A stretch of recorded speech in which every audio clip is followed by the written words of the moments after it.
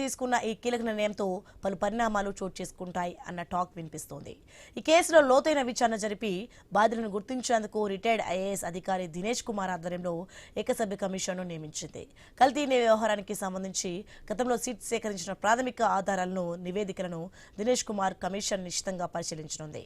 నెయ్యి కొనుగోలు టెండర్లలో నిబంధనలు ఉల్లంఘనలు, నాణ్యతా పరీక్షల్లో వైఫల్యాలు, మొత్తం ప్రక్రియ వెనుక ఉన్న అసలు సూత్రధారులు ఎవరనే కోణంలో కమిషన్ దర్యాప్తుకు సాగనుంది.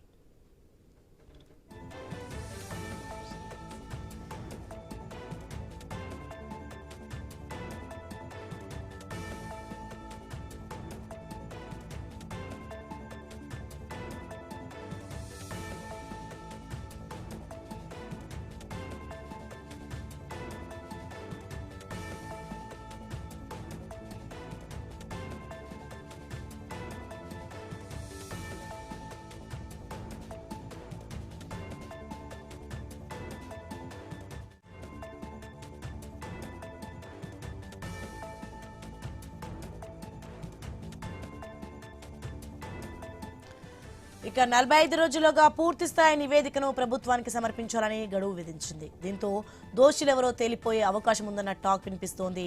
అధికార యంత్రాంగంలో అపార అనుభవం ఉన్న దినేష్ కుమార్ ఈ బాధ్యతలు చేపట్టడం ప్రాధాన్యతను సంతరించుకుంది. ప్రభుత్వం ఏకసభ్య కమిషన్ను ప్రకటించగానే టీటీడీ మాజీ చైర్మన్ భూమన కరుణాకర్ తీవ్రంగా స్పందించారు. ఇక ఈ కమిషన్ నియామకం రాజ్యాంగ విరుద్ధమని, ఇది కేవలం రాజకీయ కక్ష సాధింపు చర్య అని గగ్గోలు పెడుతున్నారు వైసీపీ నేతలు.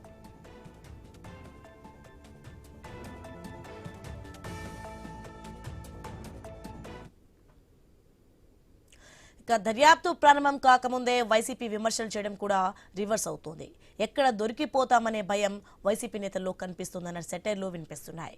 కమిషన్ వేగంగా విచారణ జరిపితే గత పాలక మండలి హయాంలో జరిగిన అక్రమాలు ఎక్కడ బయటపడతాయోనన్న ఆందోళన వైసీపీ నేతల్లో స్పష్టంగా కనిపిస్తోందని ఆరోపణలు వస్తున్నాయి. రాబోయే రోజుల్లో ఏకసభ్య కమిషన్ను వైసీపీ నేతలు టార్గెట్ చేసుకునే అవకాశాలు పుష్కలంగా కనిపిస్తున్నాయి అన్న వాదనలు ఉన్నాయి. కమిషన్ ఇచ్చే నివేదికను అడ్డుకోవడానికి లేదా దాని విశ్వసనీయతను దెబ్బతీయడానికి చట్టపరమైన సవాలు విసిరేందుకు వైసీపీ సిద్ధమవుతున్నట్లు కనిపిస్తోంది.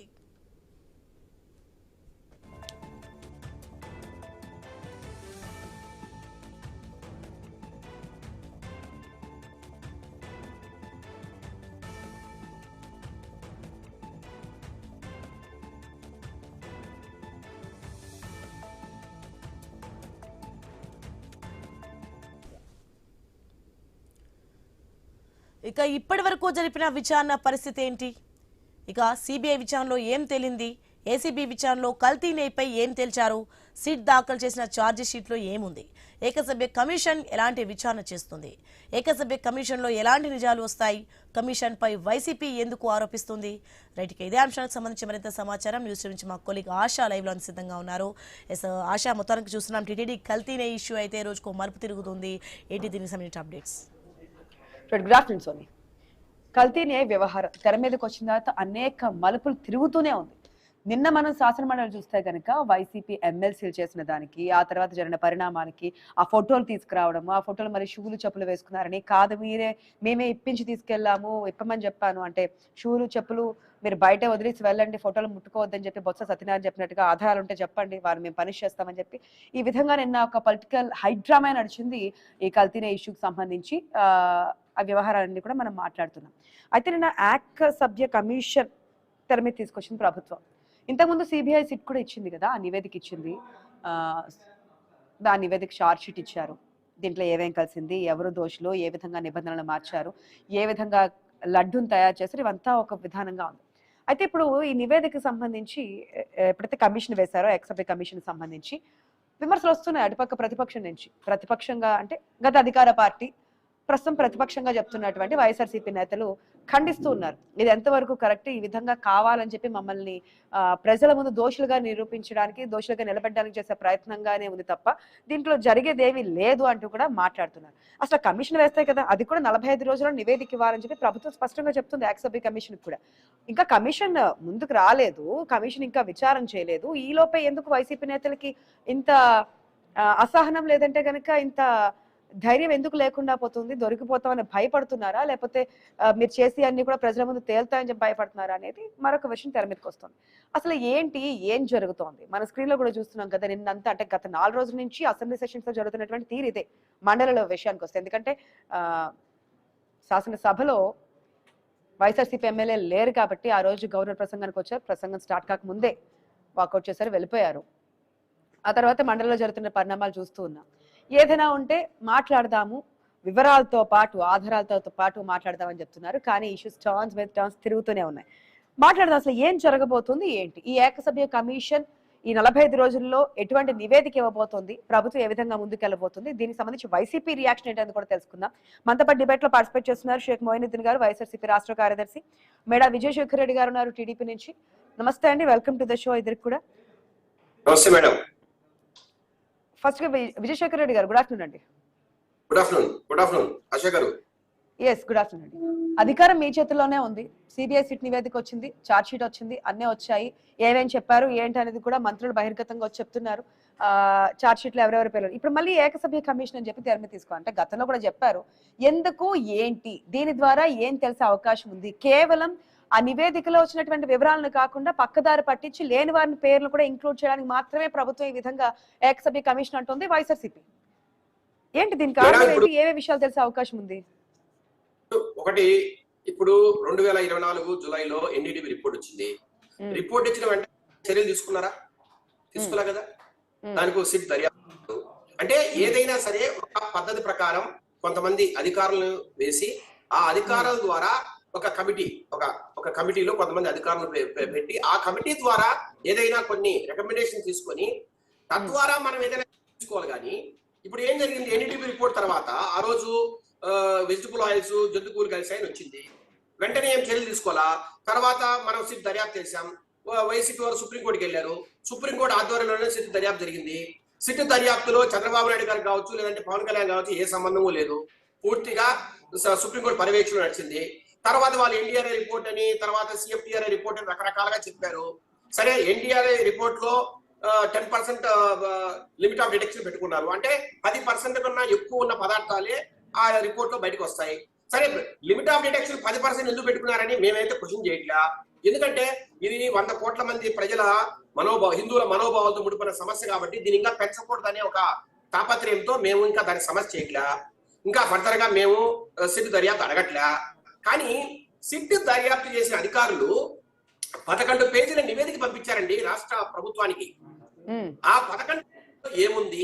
ఇప్పుడు నేను చదువుతా, లేదంటే ఒక మినిస్టర్ గారు చదవచ్చు, సీఎం గారు కూడా చదవచ్చు ఆ 11 పేజీలని. మాజీ సీఎం జగన్ ఒక పాయింట్ రేస్ చేశారు కదా, అంటే ఇప్పుడు ఎందుకు మేము పరిపాలించినటువంటి 19 నుంచి ముందు నుంచి మీ ప్రభుత్వం నుంచి కూడా తీస్తే కదా వచ్చేది. అప్పటి నుంచి ఉన్నటువంటి కదా ఇదంతా కూడా. అప్పటి నుంచి విచారణ చేయండి, ఏం జరుగుతుందో చూద్దాము. ఎందుకు 19 నుంచి మా ప్రభుత్వం నుంచి మాత్రమే మీరు ఈ వివరాలన్నీ తీస్తున్నారు? మీ ప్రభుత్వం నుంచి ఉన్నప్పటి నుంచి కూడా ఈ ప్రాసెస్ నడుస్తుంది. సారీ, అవే సంస్థలు కదా అని చెప్పి కూడా ఎక్కడ టైం లిమిట్ పెట్టలా. సిట్ దర్యాప్తు జరిగింది రాష్ట్ర ప్రభుత్వ ఆధ్వర్యంలో కాదు, సుప్రీంకోర్టు ఆధ్వర్యంలో జరిగింది. సుప్రీంకోర్టు ఏం చెప్పిందండి, రాష్ట్ర ప్రభుత్వానికి దీనికి ఏ సంబంధం లేదు, మేము చూస్తాం దర్యాప్తును, మా మానిటరింగ్ లో జరుగుతుంది, ఏదైనా ఉంటే మేమే చెప్తాం, మీరు ఎవరు మాట్లాడతాని చెప్పిందా లేదా? అయితే సిట్ దర్యాప్తులో మీరు 2019 నుంచి చేయండి, లేదంటే 2014 నుంచి చేయండి, లేదా 9 నుంచి చేయండి అని ఏమన్నా చంద్రబాబు గారు చెప్పారా? లేదంటే రాష్ట్ర ప్రభుత్వం చెప్పిందా? ఎక్కడా లేదే. ఏమండి, ఎక్కడ మూలాలుంటే ఈ నకిలీని ఏదైతే రసాయనాల మిశ్రమము, తర్వాత vegetable oils, palm oil, palm kernel oil కలిపిన ఈ రసాయనాల మిశ్రమం ఏదైతే ఉందో, నెయ్యి అనే పదార్థము, దాని మీద సిట్ 2019 నుంచి చేయాలన్నా, 14 నుంచి చేయాలన్నా, 9 నుంచి చేయాలన్నా నిర్ణయించాల్సి దూరండి. సిట్ దర్యాప్తులో వాళ్ళ అధికారులే కదా, లేదంటే సుప్రీంకోర్టే కదా. ఇక్కడ రాష్ట్ర ప్రభుత్వానికి చంద్రబాబు నాయుడు గారికి సంబంధం ఏముంది? ఓకే, ఈ కమిషన్ ద్వారా ఏంటి, ఏం తెలిసే అవకాశం ఉంది? చార్జ్ షీట్ లో లేని పేర్లు ఎందుకు ముందే ఇది ఇట్లా కల్తీ అని చెప్పి తెలిసినా ఎందుకు అడ్డుకోలేదు? వారెవరు, ఏంటి, దాని పైన ఉన్న వాళ్ళు ఎవరు, ఏంటి అనే దాని గురించి ఇది చేస్తున్నారు, అంతేనా? స్పష్టంగా 2 మాటలు చెప్తా. ఒకటి, జగన్మోహన్ రెడ్డి బాధ ఉంటే సిట్ దర్యాప్తు మీద సుప్రీంకోర్టుకి వెళ్ళండి.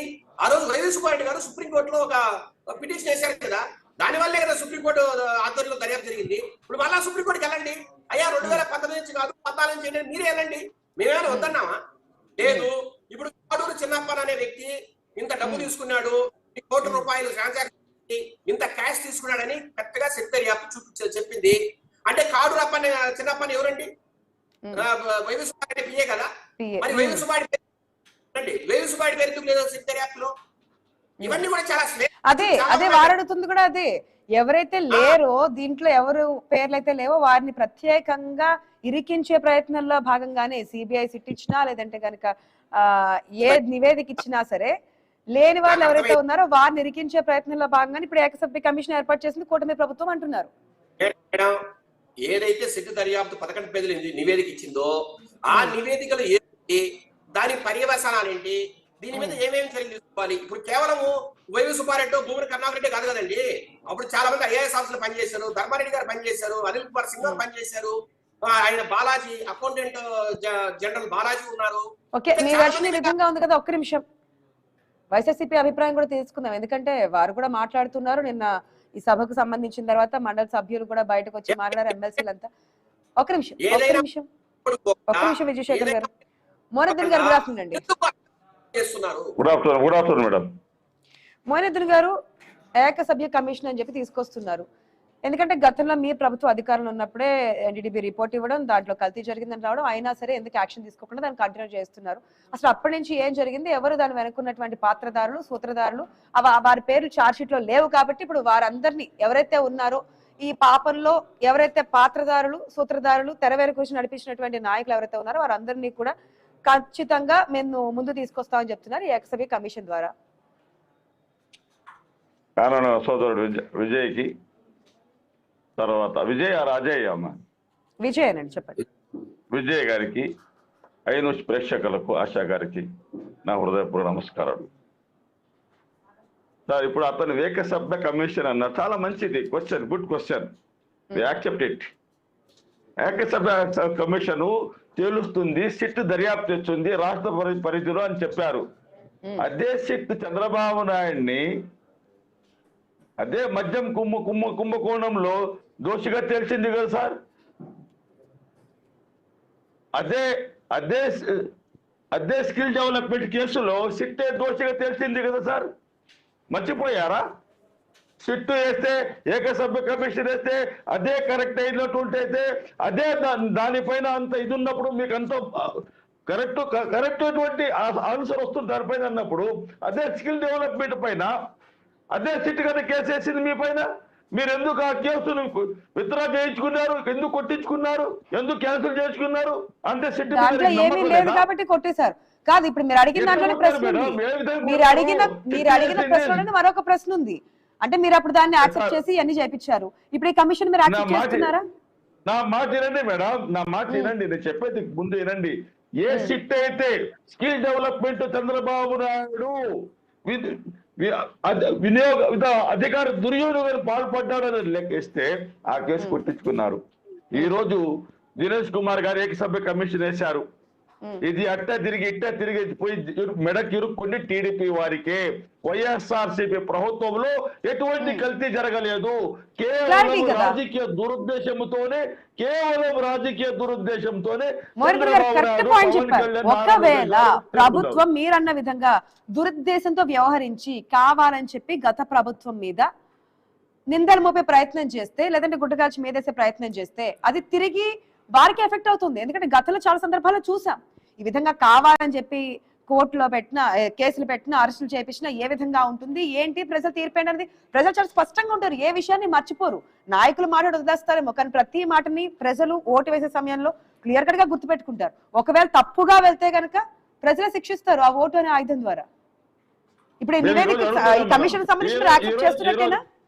మేము చేయం, మాకు అవసరం ఇచ్చేసుకుని మేడం. వాళ్ళు ఏదైతే జగన్మోహన్ వైవి సుబ్బారెడ్డి పేరు రావాలి. నేనండి నా మాట, నాకు కంప్లీట్ వినండి సార్ మేడం. వైవి సుబ్బారెడ్డి గారి పేరు తీసుకురావాలి, జగన్మోహన్ రెడ్డి గారి పేరు ఉండాలి, వీళ్ళందరూ ఉండాలి అనేది ఒక దుష్ట ప్రయత్నం వీళ్ళు చేస్తున్నారు. ఎందుకంటే ఇందాపూర్ డైరీ వచ్చి హెరిటేజ్ సిస్టర్ మ్యానుఫ్యాక్చరింగ్. నేను అడిగిన దానికి కాకుండా మీరు వేరే చెప్తా ఉంటుంటే మళ్ళీ నేను క్లాస్ చెక్ చేస్తుంటే మళ్ళీ మీరు కాదు నన్ను మాట్లాడినివ్వండి అంటారు. ఎట్లా మాట్లాడిస్తాము? కమిషన్ కి సంబంధించి మీరు ఆన్సర్ చెప్పండి. ఒకవేళ కమిషన్ అడ్డుకోవాలంటే ఏ విధంగా ముందుకెళ్ళబోతున్నారు? What is the purpose of the commission? What is the which purpose they are appointed commission? చెప్తున్నారు కదా, ఏదైతే ముందు నుంచి నెయ్యిలో కల్తీ జరిగిందని చెప్పి ఎన్డీటీవీ రిపోర్ట్ ఇచ్చినప్పుడు ఎందుకు దాన్ని ఆపలేదు, కంట్రోల్ చేయలేదని చెప్పి అడుగుతున్నారు. అక్కడ ఇరుక్కున్నారు చంద్రబాబు నాయుడు గారు, నారా భువనేశ్వర్ గారు డ్రామాలు చేస్తున్నారు వీళ్ళు. ఎందుకంటే ఏదో విధంగా జగన్మోహన్ రెడ్డి గారిని, వైఎస్ఆర్సీపీ పార్టీని హిందూ వ్యతిరేక ముద్ర వేయాలి, నారా లోకేష్ కు అడ్డం లేకుండా చేసుకోవాలని ఒక దుష్ట ప్రయత్నం వీళ్ళు చేస్తున్నారు అనేది రాష్ట్ర ప్రజలు గ్రహించారు. ఎప్పుడో చంద్రబాబు డ్రామాలు చేయడంలో లోకేష్ గాని, పవన్ కళ్యాణ్ గాని, చంద్రబాబు నాయుడు గారు ఎత్తిన పిడుగులు ఈ రోజు కమిషన్ కూడా చాలా తక్కువ టైం ఇచ్చారు. 45 రోజుల్లో నివేదిక ఇవ్వాలని చెప్పారు. ఆ నివేదిక ఇచ్చినంత మాత్రం యాక్షన్ తీసుకోవడానికి అవకాశం ఉంటుంది కదా. దాంట్లో నిజాలేంటి అబద్ధాలు ఏంటి అని చెప్పి మళ్ళీ ముందుకు వెళ్లాల్సిందే కదా. ఇప్పుడు సుప్రీం కోర్టు సిబిఐ ద్వారా ఇచ్చిన సిట్టుకు విలువ లేదా? సుప్రీం కోర్టుకి విలువ ఉండదా లేదా? చెప్పండి. దానికి కాదని చెప్పారా? ఒక మాట చెప్పండి. దానికి కాదని చెప్తుందా కూటమి ప్రభుత్వం? మేడం చెప్పండి. అందుకే కదా ఏకసభ్య కమిషన్ విజయశేఖర్ గారు ఏదో విధంగా తీసుకురావాలి. పేరు జగన్మోహన్ పేరు, వైఎస్ పేరు తీసుకురావాలి. నాకు తెలిసి మైనత్ గారు అసలు ఎందుకు మాట్లాడతారో ఏం మాట్లాడారో అర్థం కావట్లా. ఏమంటే సిట్టు దర్యాప్తు చేసి ఒక 11 పేజీల నివేదిక ఇచ్చిందండి. దాన్ని మేము యాక్సెప్ట్ చేస్తున్నాం. రాష్ట్ర ప్రభుత్వం తరఫున మేము యాక్సెప్ట్ చేస్తున్నాం.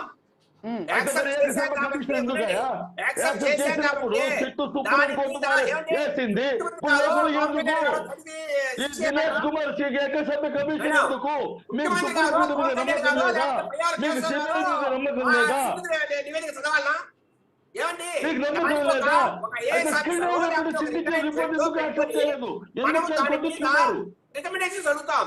ఆ రికమెండేషన్ వైద్యులు గారు దయచేసి వినండి, ఎదుటి వారు వినండి. 11 పేజీలు ఏదైతే సిట్టు నివేదిక పంపించిందో మీరు ఈ 11 పేజీల నివేదిక మీద చర్యలు తీసుకోమని చెప్పింది. అసలు ఆ సిట్టు నివేదికలో ఏముంది 11 పేజీల్లో, ఎలాంటి చర్యలు తీసుకోవాలనేది మనం ఏదైనా ఒక రిటైర్డ్ జడ్జిలు కావచ్చు, లేదంటే ఒక రిటైర్డ్ ఐఏఎస్ ఆఫీసర్లు పెట్టి అయ్యా దీంట్లో ఏమేమి ఉన్నాయో మాకు ఒకసారి తెలియజేయండి అని మనం అడుగుతాం. ఆయన కొన్ని రికమెండేషన్స్ ఇస్తారు. ఆ రికమెండేషన్ ని కేబినెట్ లో చర్చించి ఆ రకంగా ముందుకు పోతాం. దాంట్లో సాధ్యాసాధ్యాలు ఏంది, న్యాయాన్యాలు ఏంది మాట్లాడతాం. మేము ఒకవేళ ఈ గవర్నమెంట్ కొన్ని చర్యలు తీసుకున్నా మీరు మళ్ళా సుప్రీంకోర్టు పోయే అవకాశం ఉంది, లేదంటే నెల్లూరు ఏసీబీ కోర్టు పోయే అవకాశం ఉంది. రకరకాల అవకాశాలు ఉన్నాయి. ఇక్కడ ఎక్కడా కూడా రాష్ట్ర ప్రభుత్వమే ఫైనల్, మేము చెప్పిందే వేదం అనే మాట ఎక్కడా అంటలేదండి. రెండో మాట ఆశా గారు, ఇక్కడెక్కడ వైవి సుబ్బారెడ్డి గారిని ఇరికించాలనో లేదంటే భూమని కరుణాకర్ గారిని ఇరికించాలనో మాకేం లేదండి. సిట్టు దర్యాప్తు 11 పేజీల రిపోర్టు ఏదైతే ఉందో దాన్ని బట్టే ముందుకెళ్తాం. మీరు అన్నట్టు రేపు ప్రజలు కూడా చూస్తారు కదండి. సిట్టు దర్యాప్తు మీద ఈ నివేదిక ఇచ్చినప్పుడు, ఆ నివేదిక మీద ఒక రిపోర్ట్ అడిగినప్పుడు దినేష్ కుమార్ గారు ఆ రిపోర్ట్ ఇచ్చినప్పుడు దాంట్లో ఏముందో ప్రజల ముందు పెడతాం కదండి.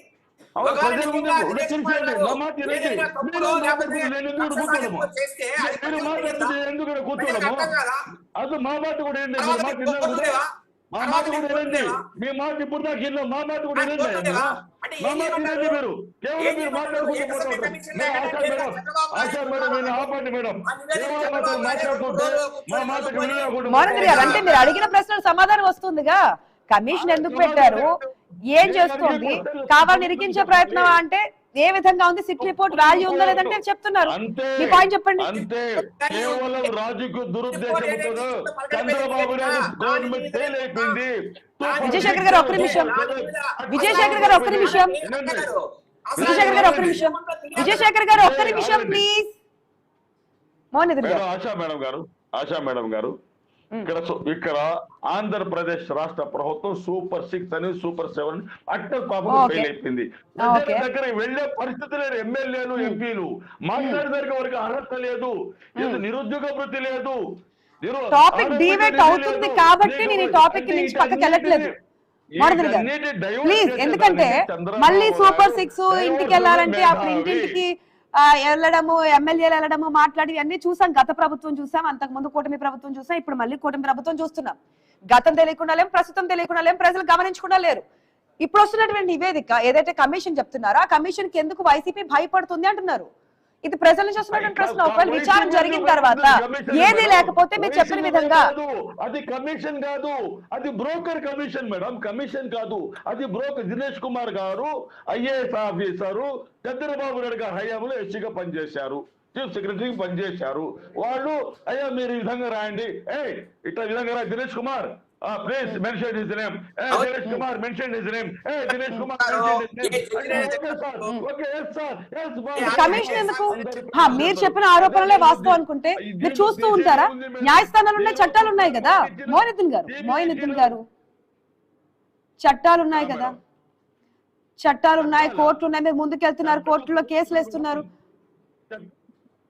వీళ్ళు పేరు చేసి అందరికి వచ్చేసేస్తారు. ఇప్పుడు ఏమన్నారు, జంతువులు కొవ్వు జంతువులు కొవ్వు జంతువులు కొవ్వు అని ఒకటే భజన చేశారు చంద్రబాబు నాయుడు, లోకేష్ గారు, పవన్ కళ్యాణ్ గారు. అది జంతువులు కొవ్వే, అది జంతువుల కొవ్వే అని. ఈ రోజు ఏమంటున్నారు, ఎందుకు చెప్పడం లేదు? ఇప్పుడు రసాయన పదార్థాలు ఉన్నాయి. ఈ మీరు చెప్పండి, స్వచ్ఛమైన నెయ్యితో జరిగిందని. కాదు ఓకే, టీడీపీ ప్రభుత్వాన్ని నిన్నటి వరకు క్వశ్చన్ చేశాము.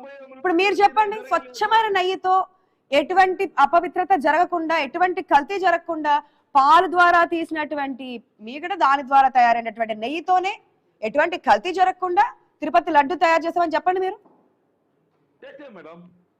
చేశారు, అది రిపోర్ట్ ఉంది, అది రిపోర్ట్ ఉందంటారు. ఏదైతే సిట్ గురించి మీరు మాట్లాడుతున్నారో ఆ సిట్ రిపోర్ట్ లోనే ఉంది కదా. ఈ కల్తీ చంద్రబాబు నాయుడు సమయం జరిగింది మేడం, ఈ కల్తీ చంద్రబాబు నాయుడు గారి సమయంలో జరిగింది. మరి మీ హయాంలో టీడీపీ రిపోర్ట్ 5,77,000 కిలోల నెయ్యి ఇందాపూర్ నుంచి వచ్చింది. 2015లో మేలో మీ గవర్నమెంట్ ఉన్నప్పుడు ఏది జరగలేదంటారు. అప్పుడు ఇచ్చినటువంటి ఎన్డీటీవీ రిపోర్ట్ కూడా తప్పంటారు. అంత ఇందాపూర్ అప్పుడు ఎందుకు అడ్డుకోలేదంటే దానికి కారణం తెలియదు అంటారు. ఇప్పుడు వస్తున్నటువంటి కమిషన్ వ్యతిరేకిస్తారు. వైఎస్ఆర్సీపీ ఎటువంటి సంబంధం లేదు ఈ కల్తీ నెయ్యిలో అనేది క్లియర్ గా ఉంది. ఎక్కడ జంతువుల కొవ్వలేదు. ఎందుకంటే అబద్ధాలు చెప్పడంలో వీళ్ళు నిష్ఠ దేనికైనా సిద్ధమే. ఒక వ్యక్తి క్యారెక్టర్ అసాసినేషన్ చేసడానికి ఎప్పుడు కూడా సిద్ధంగా ఉంటారు. ఎందుకంటే wealth is lost, nothing is lost. If the character is lost, everything last. Please I request you every one please, కేవలం మనం ఏదైనా చెప్పేటప్పుడు ఒక క్యారెక్టర్ అసాసినేషన్ అనేది జరగకూడదు. ఇక్కడ చంద్రబాబు గారు, పవన్ కళ్యాణ్, నారా లోకేష్ గారు ఏదో విధంగా జగన్మోహన్ రెడ్డి గారిని, వైవి సుబ్బారెడ్డి గారిని, భూమా నాగిరెడ్డి గారిని, కరుణాకర్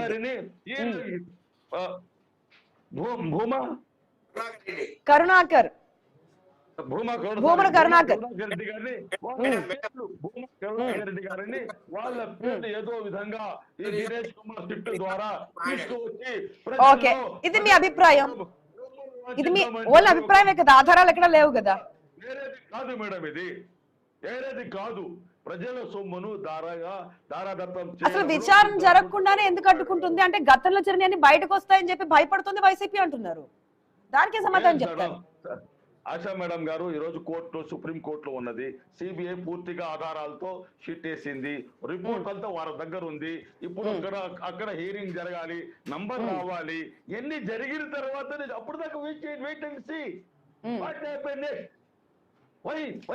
నెక్స్ట్. విజయశేఖర్ రెడ్డి గారు ఏమండి, మోహినిద్దరి గారికి కొంచెం తెలిసేట్టు చెప్పండి సార్. అండి, సిట్ దర్యాప్తు చేసి 11 పేజీల నివేదికను రాష్ట్ర ప్రభుత్వానికి పంపించింది. అయ్యా ఇది ఇట్లా జరిగింది, అది నీ వ్యవహారము, దీంట్లో పలానా పాల్గొన్నారు, వీళ్ళ మీద మీరు చర్యలు తీసుకోండి అని సిట్ దర్యాప్తు నివేదిక పంపించిందండి. 11 పేజీలు.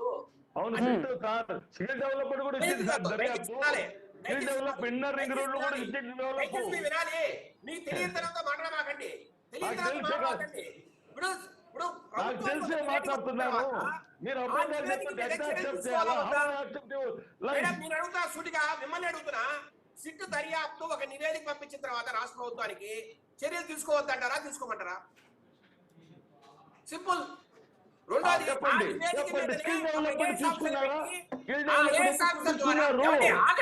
ఆగండి మాట్లాడమాకండి.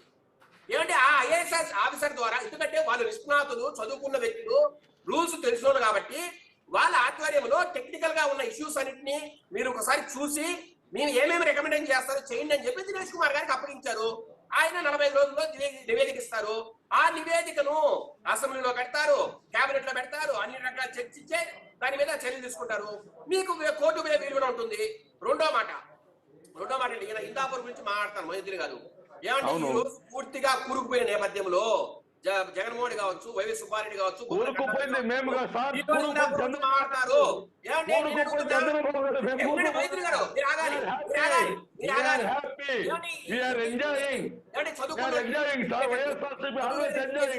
చదువుకున్న చేసే డిబేట్ ఇది. చదువుకున్న వ్యక్తులం మనం డిబేట్ చేసేవాళ్ళం.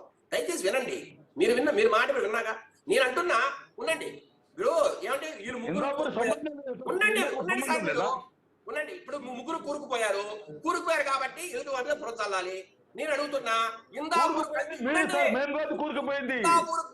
కూరుకుపోయింది మీరు మాట్లాడుకోండి. కాదు ఆయన మాటల్లో ఒక మాట మాట్లాడారు మోయినుద్దీన్ గారు. మేము చాలా హ్యాపీగా ఉన్నా, ఎంజాయ్ చేస్తున్నామని. అంత హ్యాపీగా ఉండి మన పక్క తప్పు లేనప్పుడు ఏ విచారణ అయితే ఏంటి, ఏ కమిషన్ అయితే ఏంటి? కాదు మోయినుద్దీన్ గారు, స్ట్రైట్ ఆన్సర్ దొరుకుతుంది కదా. ఎటువంటి తప్పు చేయలేనప్పుడు ఇరికించే ప్రయత్నం చేయడానికి అవకాశం లేదు కదా. మీ దగ్గర ఆధారాలు ఉంటాయి కదా. అది కమిషన్ అయితే ఇవ్వండి, కమిటీ అయితే ఇవ్వండి.